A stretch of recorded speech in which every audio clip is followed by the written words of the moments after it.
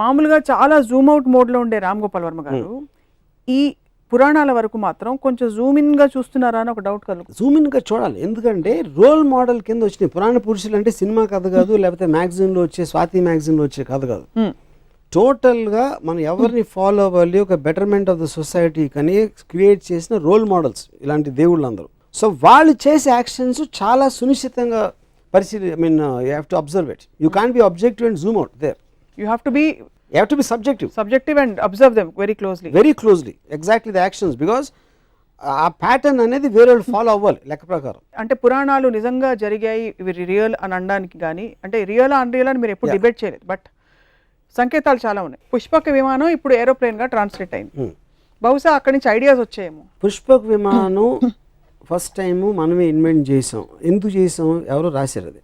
అంటే అసలు ప్లేన్ అంటే ఏంటో తెలియని ఒక ప్రపంచంలో మన పురాణాల్లో పుష్పక విమానం వచ్చి మనం ఎయిర్ ఇండియా దగ్గర ఆగిపోయాం, which is suppose to be the worst aircraft in the world according to aviation industry world బ్రాడ్లో.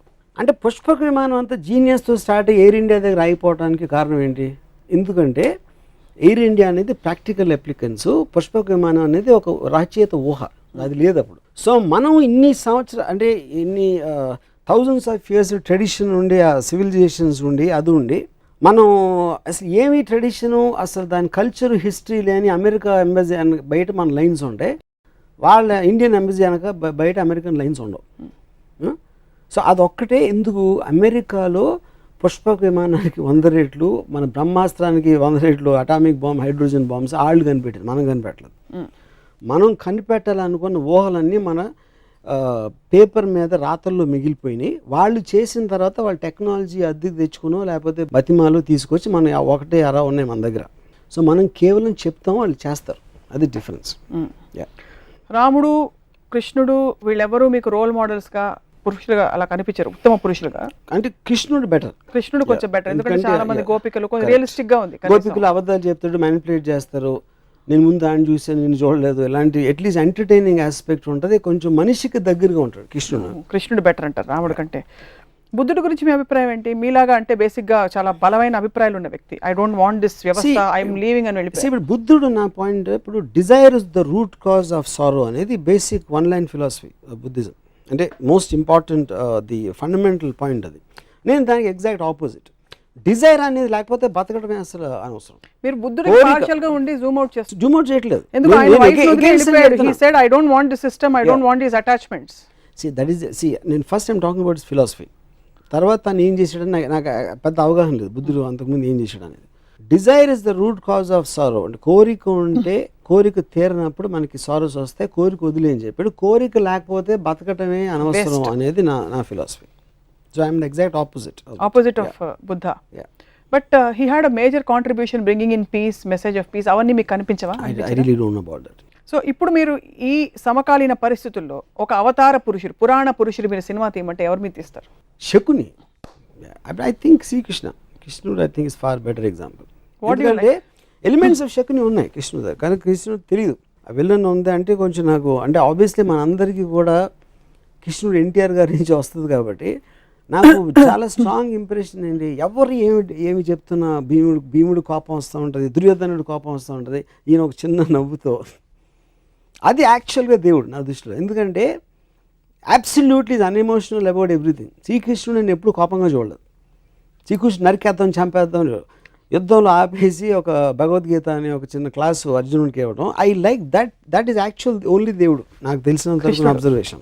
మీకు ఒకవేళ బ్రహ్మ, విష్ణు, శివుడు ముగ్గురుతో అపాయింట్మెంట్ ఉంది, కానీ మీరు ice cream 16th part shoot చేస్తూ బిజీగా ఉన్నారు కాబట్టి ఒక్కళ్ళకే టైం ఇవ్వగలుగుతారు, ఎవరికి ఇస్తారు?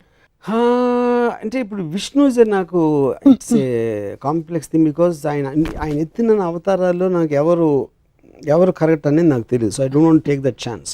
బ్రహ్మ అనేది నేను ఎప్పుడు దేవుడిగా చూడలేదు, ఎందుకంటే ఎవరు పూజించరు. బ్రహ్మకు సృష్టించడం కాకుండా వీణ వినటం తప్పిస్తే తను ఇంకేం చేస్తాడో నాకు తెలియదు, అట్లీస్ట్ నాకు ఆ నాలెడ్జ్ లేదు. శివుడు ఐ లైక్ బికాజ్ నాకు getup kind of A power force అనేది అది ఆస్పెక్ట్. సో వాళ్ళ ముగ్గురే తీసుకుని వాళ్ళు వేసిన అవతారాలు కొంచెం పక్కన పెడితే ఐ థింక్ శివ. కాంట్రాడిక్ట్ అవుతున్నారు కాబట్టి ఐ హ్యావ్ టు ఆస్క్. ఇప్పుడు ఫర్ ఎగ్జాంపుల్ దేవుడి గురించి మాట్లాడుతున్న మన ప్రీవియస్ ఎపిసోడ్లో బ్రహ్మ తప్ప వేరే దేవుడు లేదని చెప్పారు. క్రియేటర్ నేను చెప్పింది, facilitator is different from creator.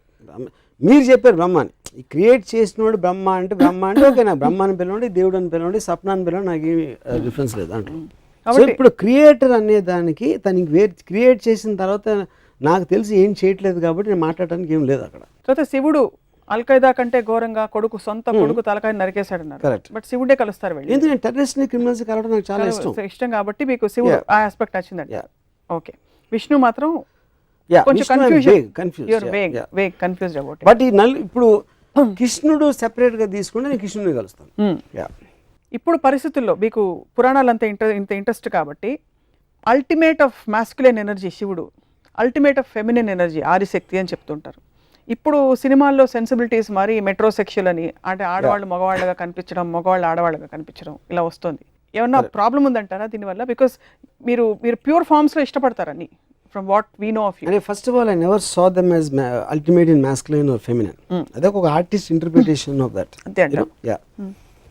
ఇంకా ఇదేంటంటే heterosexual whatever you're talking about, I think it's advancement. మనిషి అనేవాడు క్రియేటివిటీ అంత ఉంటుంది కాబట్టి, కుదురుగా కూర్చోడు కాబట్టి ప్రతి దాంట్లో he will want look for advancements and creative aspects.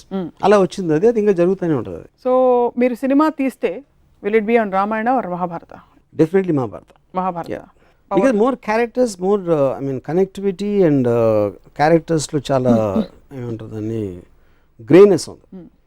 రామాయణంలో రైటర్ కంప్లీట్లీ రాముడి సైడ్ తీసుకుని ఈ just putting all the other characters, ఈడు మంచి ఆడు చెడు ఇద్దరిని డిఫైన్ చేయట్లేదు. అంటే నాకు రావణాసురుడు ఇప్పటివరకు ఈ శూర్పణఖ ఇష్యూ వచ్చిన తర్వాత, అంతకుముందు లంక ప్రజలు రావణాసురుడితో హ్యాపీయా కాదా అనేది నాకు ఇంతవరకు అర్థం కాదు.